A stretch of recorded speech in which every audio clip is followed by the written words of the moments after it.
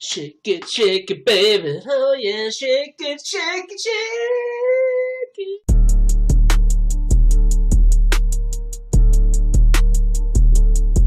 Dude, like, how are you gonna say Jon Jones is one of the greatest of all time when he's can fail the drug test multiple times? Multiple times. Like, listen to yourself right now. Like, you're lying to yourself. Stop lying to yourself. Like, he's like, you actually look stupid. Like, you and GSP and Habib have never failed a drug test. Yes. Not fucking once. Yes. And you're sticking up for somebody who's clearly failed a drug test, right?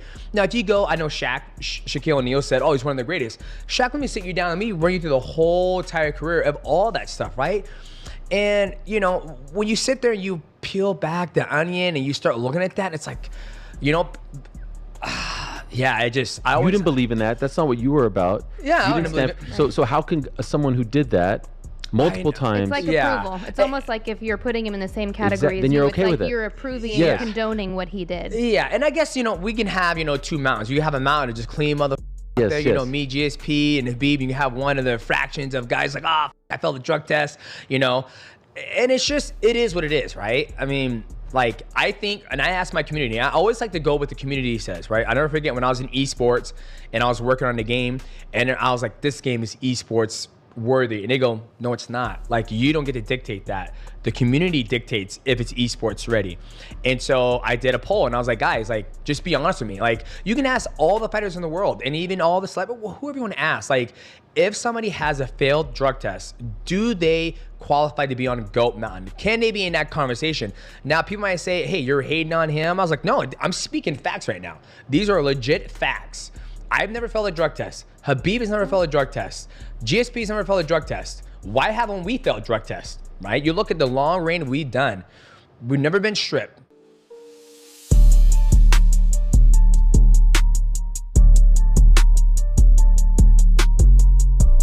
It's such a scary thing because it kills people. Yeah, it does. Staph gets systemic, gets in your bloodstream, and you can die. Dude, that's why I think I freaked out really bad with my knee, is because I remember laying in bed and being like, I called my wife and just set the phone next. I was like, hey, like, until you get home, like, can you just be on the phone? Because I'm kind of afraid I'm about to die a little bit. Whoa. Yeah, it was really, it got like really scary there. Was for a it sec. swollen? Was it an external It was abrasion? super swollen. Yeah, it was super swollen. No, it wasn't an abrasion one. It was like inside of mine. So it was internal. Yeah.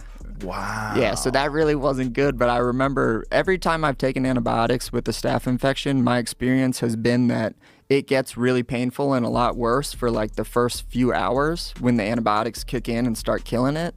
And then it starts to get better, but the first couple of hours is like kind of scary. So when I first started taking the antibiotics, that's when I called my wife, because I don't take a lot of medicine. Like if I take an ibuprofen, I will feel that shit working through my entire body.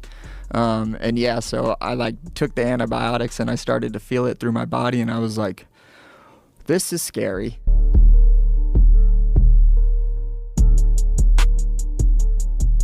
The one that stands out to me, though, just because it's unique, is the Alex Pereira fight. But I don't know, he's got business to do at light heavy, you know what I mean? He's just lost his title in a tough fight.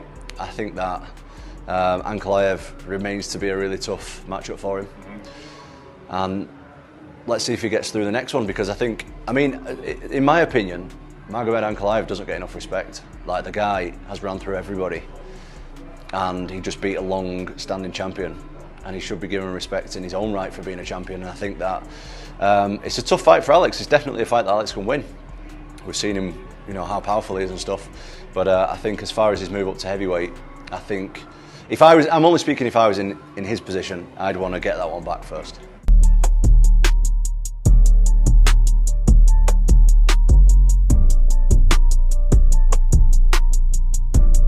Listen, it's the fight everybody wants to see.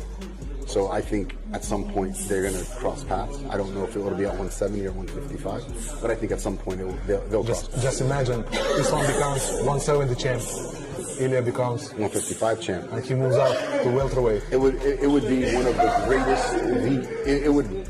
Ilia would then be on the list of Mount Rushmore. You understand? Of MMA, three division champion. I think that would put him in a much different bracket than everybody else.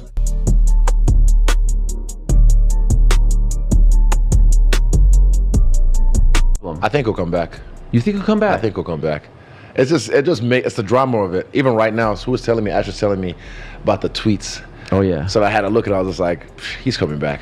This is all just, what do they call it now? The kids call it rage baiting. Yeah, it's working. Yeah. It's working. And again, I don't agree with the fact holding up the division. I'm like, Tom defended the belt. That's a defense on his book. Let the division keep moving and now moves forward. But then now this whole thing comes out because it happened in February or whatever. Yeah, and you're crazy, like, right? Fucking, that's why he retired. But I think he'll go through this and then again he'll come back. You think Tom fights a couple times and then he comes back and fights him to make a mega fight, or do you think so, he never fights Tom? Yeah, I think he'll fight Tom. I think it's just that much. It's too much money. They offered him, what, 20, 30 million, I heard. Yeah, I think he'll come back. It'll even be bigger by the time he comes back because Tom would have had like 2 fights, or 3 fights, and then like built up his own legacy as well. So when he comes back, it'd be like, wow, okay. Because I think a lot of people think he's done. Nah. Who do you think would have won if they actually booked it? We'll find out when they fight. Okay. Yeah, I think Tom definitely is the guy because I've sat next to Tom and his father, and people say this about me on TV because oh, you're so much bigger in person. Tom is a huge dude. Yeah. And the speed, it's the speed for me for a heavyweight. I don't understand. And I asked him about it. He said, I think fast, and I understand what he means neurologically. I do that as well when you're working. No matter how tired you are, you're still trying to give 100% in that moment on the airdyne or whatever, just so your neurons are firing or wiring with that that thing in mind. But yeah, for me, yeah, we'll find out probably next year.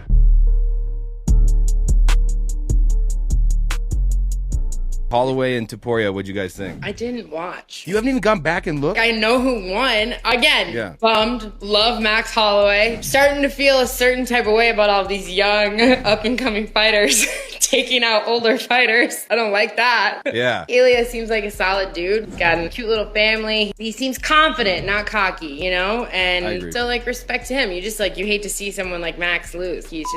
He's a legend. Yes. Yes. He was.